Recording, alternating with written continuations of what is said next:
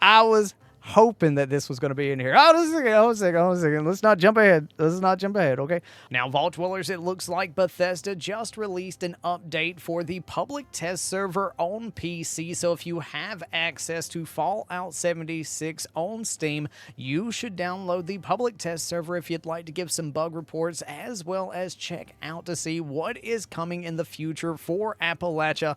But the notes as far of today, there are miscellaneous combat changes, fixed an issue where the Gamma Gun Deep Dish mod projectile didn't deal radiation damage, addressed some inconsistencies with how the Pipe Syringer mods changed the weapons range. Ooh, okay. Increased the speed of the Plasma Caster projectile by 30% as well. This is one that I'm very excited for because I would like to see how this does in the future. Increase the speed of the Alien Disintegrator high-powered receiver projectile by 100%. Now, the thing is with this, it's going to go faster, but I'm really excited to see how that Alien Disintegrator does with the changes that we're seeing in numbers. Re-implemented fix for crossbow prime receiver range, fixed a missing damage increase for the Flamer from 32 to 42, fixed an issue with the laser splitter mods where they increase damage more than intended. The Hellstorm missile launcher damage increased the standard from 206 to 379 cryo from 206 and 107 to 379 and 194, napalm from 206 and 107 and 25 damage per second for 7 seconds to 379, 194 and 25 for 7 seconds, plasma 206 and 178 to 379 and 330. So it looks like the Hellstorm is going to be some extra fun to be utilizing. All weapons have increased base range, see below. The end result of this change is that there's slightly less contrast between stub, short, medium, long, and sniper barrels. In particular, this helps short and especially stub barrels more easily compete with long barrels. Not all range/barrel mods follow the stub, short, medium, long, sniper naming convention, but most mods will adjust the weapon range adjusted similarly. So medium from 35 to 25, long 75 to plus 50, and sniper barrel plus 110 to 75. And these are the base ranges for the following weapons. And you can go through here and look at these yourself. I'm just kind of glancing through to see. It's looking like some nice changes. Honestly, the Alien Disintegrator is getting a nice 70-point bump as well. The 10 mil submachine gun is going to be nice because that is definitely one that should go a little bit further than sub 100, as well as the 10 mil. I'm just looking on here. The auto grenade launcher is going to be 219. The bow's going from 154 to 259. It's kind of looking about a 30, 40, and sometimes even an 80 to 90 bump on all of these weapons, which a little bit further is never a bad thing to me. Now, the Gatling gun, good God almighty, that's going to be nice. That's the one I use. A 2-shot explosive 5mm Gatling gun. That's what I use at every single one of my events. Why? I can tag everything. I can tag everything and never run out of ammo. That's exactly why I use that. Let's see. I was just kind of scrolling through there just to kind of see the bit. Tesla cannon's going to be nice at 252 as well. Oh, the Tesla is actually getting a 62-point bit. So that's going to be nice for folks that like Rad Rumble and stuff like that, being able to... Oh, my God. Did you see that? Did you see that? Let's go. I was hoping that this was going to be in here. Hold a second. Let's not jump ahead. Okay? 2 new toggles have been added to the item locking feature. Players can now choose if consumables, food, aid, and plans can now be used when locked. Players can now choose whether locked items can be moved between the... Oh, that'll be nice. I've run into issues with toggle that allows consumables to be used when locked. Next week's PTS update will address those. Nice. So I'd seen some questions about people wondering if Mischief Night was coming back, and they took it out last year, but said that given some time, it should be back, and I was hoping that it would be here. Mischief Night is back and will be running at the top of the hour during the PTS located at Rapidan Camp. We hope you enjoy this refreshed take on a fun and chaotic event. Known issue melee enemies around Appalachia may appear a little lost when attempting to path towards players. During Mischief Night, this will be more apparent as the loss will now look lost when they're trying to hit you. Ping and emote mapping swap. Thanks for the community feedback. We've decided to flip the press. Currently, the ping and live game and press and hold currently set to the emote wheel command. Okay, so that'd be nice for console players or like controller players. I play on keyboard and mouse, so I don't really have to worry about that.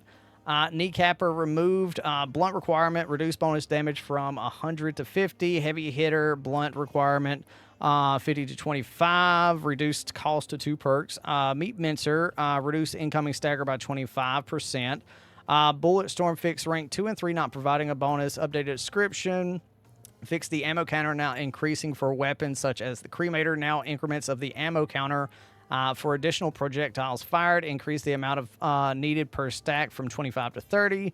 Tightly wound, remove the placeholder text and added a spin up faster added the spin up faster effect.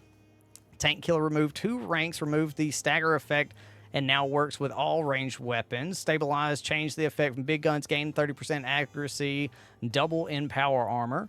Let's see, homebody added the HP and limb regen while in camps back. HP and limb regen while in camps. I guess back is I don't think back's needed.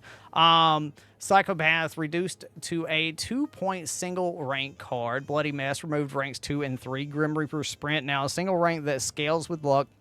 The effect now always restores AP on kills and VATs. The amount restored is based on your luck and max AP. Lockpick and hack and perks have had the expert and master prefix moved to be a suffix, so they sort next to each other. Nice. Okay. Hell yeah. Weapons, fixed a display issue for explosive weapons that shoot multiple projectiles. Workbench ammo crafting categories are now sorted together. Hell yeah. Workshop general fixes. We'll have to see how that looks. Fixed a bug that allows scrapping when no item was selected. Resolved inconsistencies with selecting blueprints in the workshop. Fixed a bug where switching categories using LB and RB didn't reset the selector to history or dwellers as expected.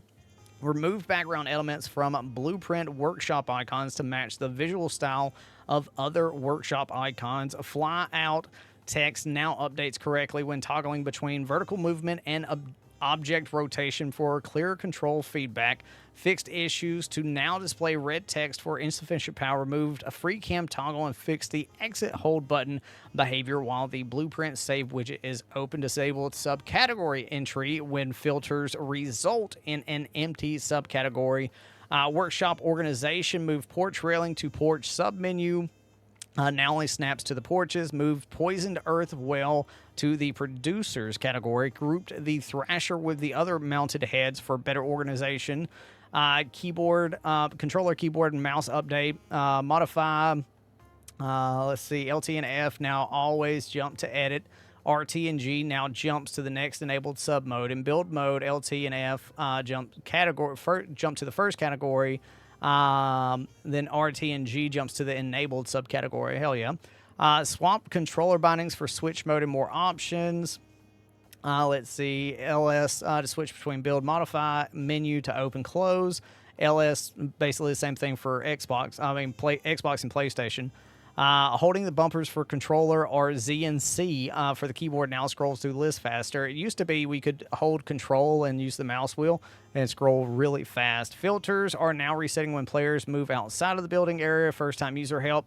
Added a tutorial message. Replace feature now replace functionality to the game, but it's still a work in progress. You may notice some bugs. But hey, overall, this seems like it's going to be a fun little update, especially the fact that we get to check out Mischief Night. Now, the public server at current time does not look like it's up. This Inside the Vault came out at 2:19 p.m. Eastern. So as it stands right now, it's not up, so we'll definitely check it out and run some Mischief Night events, just like we did last year when it was inside of the public test server. But yeah, it looks like Mischief Night is coming back, and a lot of weapons are getting an extra bit of range. And this is one thing I love about Bethesda with the PTS, is they take suggestions from the community, they see the feedback from the players, and they try to implement and make changes on the fly each week. That way, the public launch of the server is as best as it possibly can be. And I feel bad for you Xbox and PlayStation players that you don't have access to this, because I do think this could fix a lot of the problems that y'all have as far as crashing and stuff like that, so they could get an early glimpse on what the problems is. And I really wish that y'all had access to this. But y'all, thank you so much for taking time out of your busy day to check this video out. Let me know what you think on these notes. Thank you so much to the channel members